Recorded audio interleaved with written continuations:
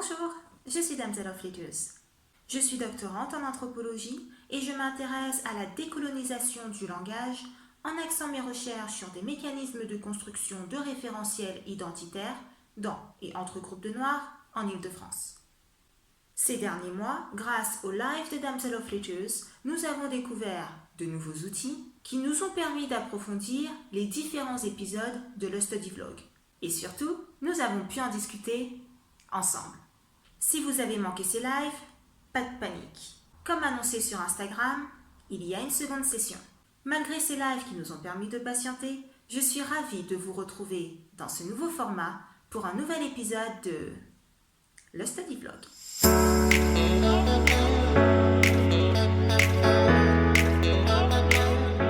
Lors de l'épisode 5 de le Study Vlog, nous avons introduit la figure du papa blanc en présentant le White Saviorism, le complexe du sauveur blanc. Petit rappel, ça, c'est la définition même du racisme. Le complexe du sauveur blanc est une manifestation perverse du racisme exprimée par une société hypocrite reposant sur un système raciste. Je vous invite fortement à revisionner cet épisode avant de poursuivre la lecture de cette vidéo. Lorsque nous parlons de colonisation et de décolonisation, ce qui est visé, c'est la relation entre dominant et dominé. Ce qui nous intéresse, c'est ce rapport de domination, mais également de soumission à cette domination.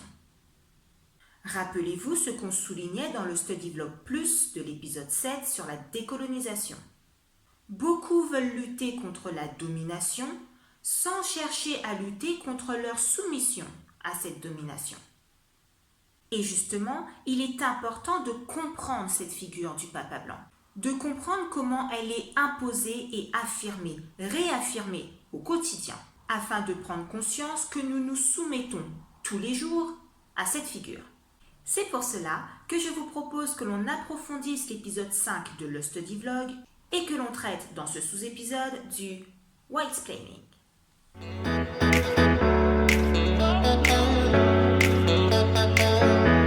Avant de parler de whitesplaining, parlons de mindsplaining, qui devrait être une bonne introduction pour appréhender le whitesplaining. Le terme mindsplaining est composé de deux mots, de l'anglais man pour homme et de explaining pour le fait d'expliquer. Il s'agit pour des hommes, c'est-à-dire des personnes qui ne sont pas des femmes, de décrire, expliquer et définir les réalités, les expériences vécues uniquement par des femmes. Le mindsplaining n'est pas juste une poignée d'opinions exprimées par des hommes, mais il a au contraire des conséquences profondes, puisque par exemple sont adoptées des mesures bien réelles impactant les femmes, mais ne reflétant absolument pas les réalités vécues par les femmes. C'est également par le mindsplaining que les hommes définissent ce que devrait ou ne devrait pas être une femme, ce qu'elle devrait ou ne devrait pas faire, dire, penser. Et cela va même jusqu'au contrôle de la tenue vestimentaire. Le mindsplaining est le produit et est encouragé par le patriarcat. Et mettons-nous d'accord dès le début, c'est une pratique misogyne, car elle relève d'une attitude même inconsciente, car encore une fois encouragée par le patriarcat, une attitude méprisante et condescendante. Surtout, à chaque fois qu'un homme use du mindsplaining, c'est-à-dire de son droit et de son privilège d'homme tout-puissant, droit et privilège accordés par cette société patriarcale et misogyne qui est la nôtre, à chaque fois donc qu'il use de ce droit et privilège, il assoit en même temps sa position de domination et réaffirme le caractère patriarcal et misogyne de la société. Et parce qu'il est dans cette position de dominant, nous, femmes, arrivons à intérioriser ces définitions et donc à nous définir selon elles. Maintenant, qu'en est-il du whitesplaining ? Il s'agit de la même logique qu'avec les hommes, mais cette fois-ci avec des personnes blanches. Le terme est composé du mot white pour blanc et de explaining pour le fait d'expliquer. Il s'agit de cette tendance, posons-le d'emblée, suprémaciste et raciste, qu'ont des blancs enfermés dans leur blancheur, pour reprendre Fanon, d'expliquer aux non-blancs des réalités et expériences uniquement vécues par les non-blancs. Pour ce qui nous concerne, il s'agit pour des blancs d'expliquer aux noirs leur réalité de noirs. Généralement, il s'agit de définir, redéfinir et même mystifier le racisme. Lorsque nous présentions le complexe du sauveur blanc, nous parlions de condescendance. La condescendance du blanc enfermé dans sa blancheur qui, fier de sa supériorité, de sa position de dominant, vient sauver les non-blancs et pour ce qui nous concerne, les noirs, qu'ils pensent être inférieurs. Le whitesplaining est non seulement une autre manière d'être condescendant, mais également une autre manière d'asseoir sa supériorité, d'asseoir sa domination. Plus qu'une simple attitude sans grande conséquence, il s'agit au contraire de l'expression sournoise du privilège blanc aux conséquences bien réelles. Et je le répète et souligne, il s'agit là d'une attitude raciste dès lors qu'elle relève et assoit le rapport de domination et de soumission. Alors, est-ce que cela signifie que les personnes blanches n'ont pas le droit de parler de racisme? Est-ce que cela signifie que des personnes blanches n'ont pas le droit d'exprimer une opinion sur des questions raciales? En fait, parce que nous sommes dans un monde blanc, le blanc est forcément privilégié, comme nous l'avons déjà posé dans le tout premier épisode de le Study Vlog. Dès lors, et je vous invite à lire l'essai de McIntosh de 1988, dès lors donc qu'une personne blanche déclare que telle ou telle situation relève ou non du racisme, qu'il y a ou qu'il n'y a pas racisme, discrimination raciale, haine raciale, voire même problématique raciale, cette personne blanche se voit accorder, de par sa blanchité, une légitimité, une crédibilité qu'une personne non blanche, qu'une personne noire n'aura pas, alors même qu'elle vit cette situation. Ainsi, de par sa blanchité, de par son privilège blanc, le blanc a le pouvoir de définir le monde. C'est lui qui décrète, c'est lui qui explique ce qu'est ou non du racisme, ce qu'est le racisme. C'est lui qui impose ses définitions. Et là, ça fait tilt et on se souvient de notre citation désormais incontournable de James. The power of the white world is threatened whenever a black man refuses to accept the white world's definitions. Et ce sont donc ces définitions qui font le pouvoir du monde blanc. Le whitesplaining est un outil qui permet d'imposer les définitions du monde blanc, de maintenir le monde blanc et de le renforcer. Prenons une image pour illustrer la chose. Et si vous êtes des lecteurs assidus des articles du blog, vous êtes déjà familier de l'analogie avec le couteau. Imaginez que l'on vous plante un couteau dans le ventre. Bon ça fait mal quoi. Vous êtes littéralement en train de mourir. Et là, votre agresseur a le culot de vous dire « Oh, mais c'est rien ça, c'est pas ce que tu crois. » Puis la douleur, c'est dans ta tête. Plus tard, les témoins de la scène, à savoir de vous en train de vous vider de votre sang, vont partager leur opinion non sollicitée, soit dit en passant, en disant tu serais pas en train d'exagérer un peu là quand même, hein?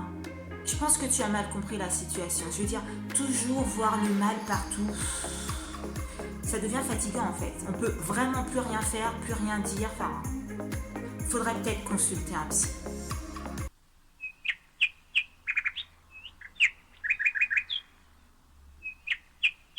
Bon, ces personnes sont également des agresseurs. Ils partagent la même logique, la même mentalité que celui qui vous enfonce le couteau.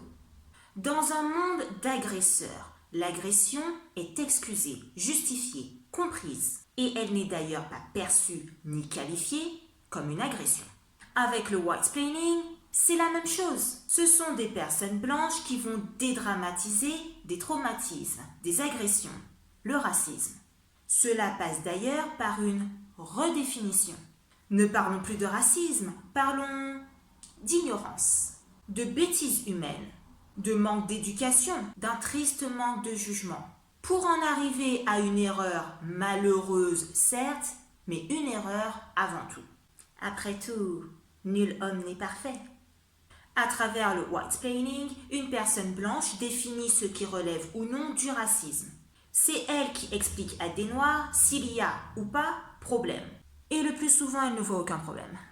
C'est elle qui explique aux noirs les réalités qu'ils vivent en tant que noirs. Ça, c'est déjà un gros problème. Mais il y en a un autre, et pas des moindres. En effet, voilà que nous avons intériorisé et nous intériorisons ces définitions, puisqu'elles sont émises par le groupe dominant. Voilà pourquoi nous avons non seulement du mal à dire que telle chose ou telle situation dont nous sommes pourtant victimes est du racisme, mais surtout, nous n'arrivons même pas à reconnaître ce qui relève du racisme. Combien d'entre nous ont du mal à dire « ça, c'est du racisme » ? Combien d'entre nous préfèrent parler de bêtises humaines, d'ignorance, voire même de maladresse ? Et ce, même pour qualifier des paroles, des comportements, des situations clairement et explicitement racistes. Combien d'entre nous ont besoin de demander un autre avis parce qu'ils ne sont pas sûrs d'avoir bien évalué la situation ? Combien veulent être rassurés qu'ils ne sont pas fous ? Nous avons notre preuve que nous avons inconsciemment, mine de rien, ni vu ni connu, et à la longue, intériorisé les définitions du monde blanc. Pour reprendre l'image du couteau, alors que nous sommes empalés sur une lame qui nous transperce de part et d'autre, nous en arrivons à nous dire « Non, mais peut-être que j'ai mal interprété. Peut-être que ce couteau était une illusion. Peut-être que j'ai dramatisé la situation. Ouais, j'ai peut-être exagéré. Après tout, il n'y a pas mort d'homme. Du coup, est-ce que je peux vraiment appeler ça un coup de couteau ?» Sauf que vous remarquerez que même lorsqu'il y a mort d'homme, certains osent déployer le whitesplaining pour expliquer que ce n'est pas si grave ou qu'il y avait des circonstances atténuantes. Il faut donc comprendre qu'il y a un gouffre entre une opinion qui devrait être gardée pour soi et participer à maintenir et modeler un système hégémonique par le fait d'exprimer cette opinion dans la toute-puissance accordée par son privilège. Il y a une différence colossale entre jouir de sa liberté d'opinion et d'expression et exercer son droit de dominant. Il est très important de nous interroger sur cette différence à chaque fois que nous nous retrouvons dans une situation dans laquelle une personne blanche parle de ce qui ne la concerne pas, dans le sens où elle use de son privilège pour parler de quelque chose qu'elle ne connaît pas ou qu'elle ne subit pas. Pire, pour définir ou redéfinir quelque chose dont elle est coupable ou potentiellement coupable. Il nous faut nous poser la question car nous pouvons justement autoriser et encourager le whitesplaining, et ce, au quotidien. Cela peut se faire sous prétexte d'ouvrir le dialogue, d'être dans l'échange et le partage. Ou alors, et à cause du climat actuel, cela peut se faire par peur d'être accusé de communautarisme. Terme qui subit, soit dit en passant, une redéfinition du monde blanc. Je dis ça, je dis rien, je pose celle-là, vous en faites ce que vous voulez. Ou encore à cause du double narcissisme décrit par Fanon.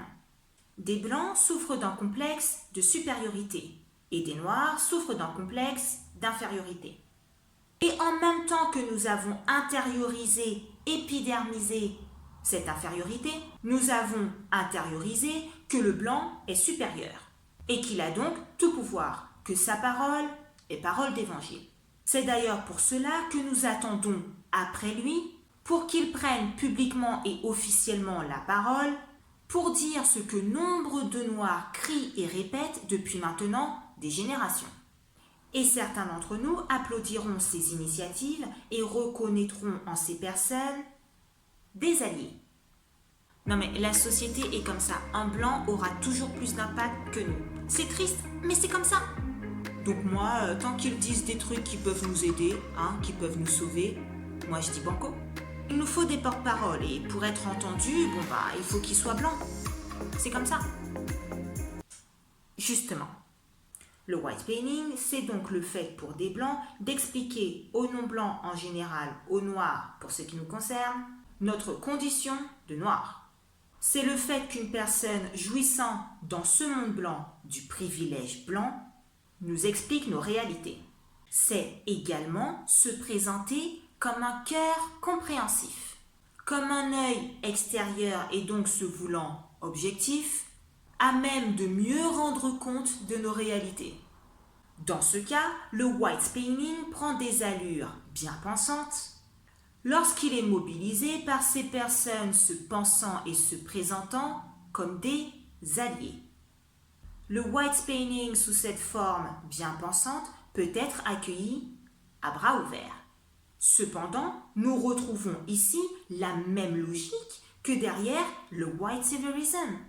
Rappelez-vous, ce qui peut être retenu et mis en avant avec le complexe du sauveur blanc, c'est que, à la fin de la journée, des écoles sont généreusement construites sur le continent africain, que des petits orphelins non blancs sont adoptés par des foyers occidentaux. Pourtant, et nous l'avons souligné, le véritable enjeu est la position de domination dans laquelle s'enferme la blanchité.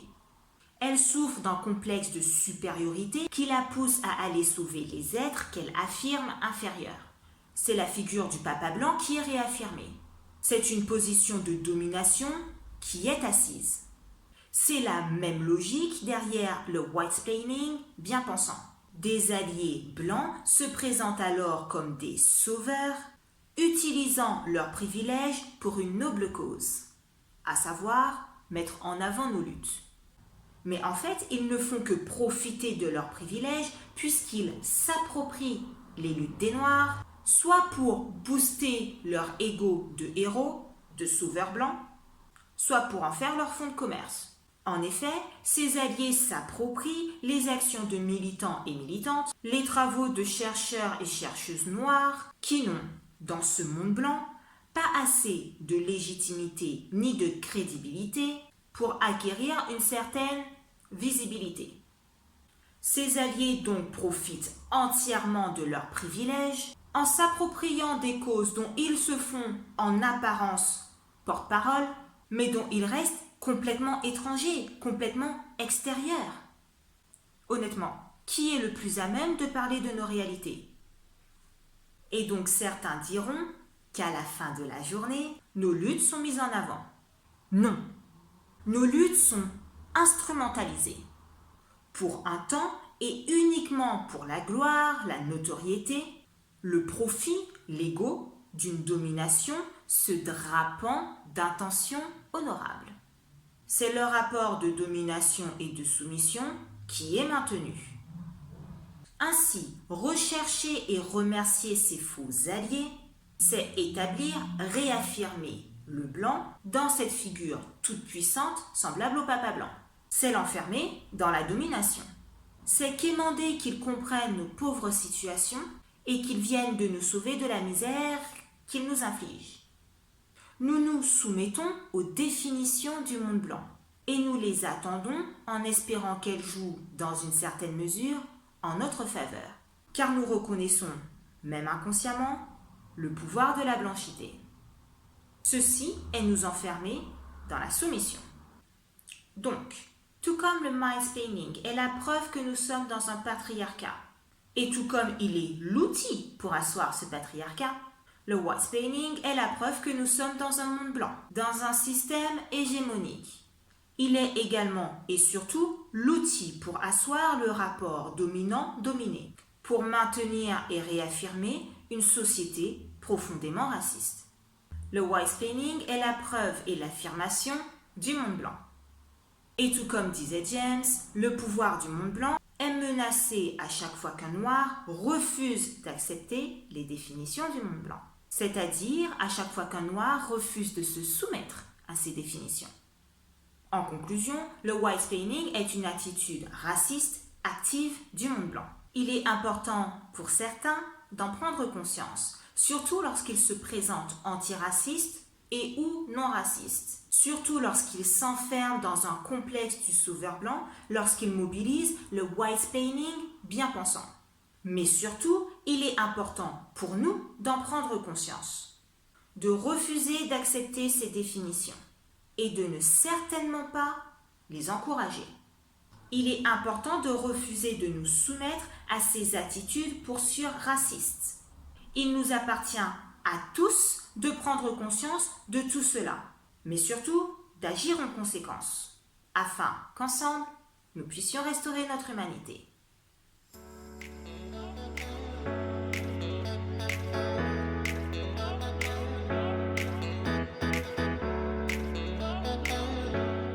Merci d'avoir regardé ce nouvel épisode de le Study Vlog. Comme d'habitude, si vous avez des questions, n'hésitez pas à le faire via Instagram ou via l'application du blog. N'oubliez pas de faire un tour sur le blog damselofletters.com. Likez, partagez et n'oubliez pas de vous abonner afin de ne manquer aucune actualité et de soutenir mon travail.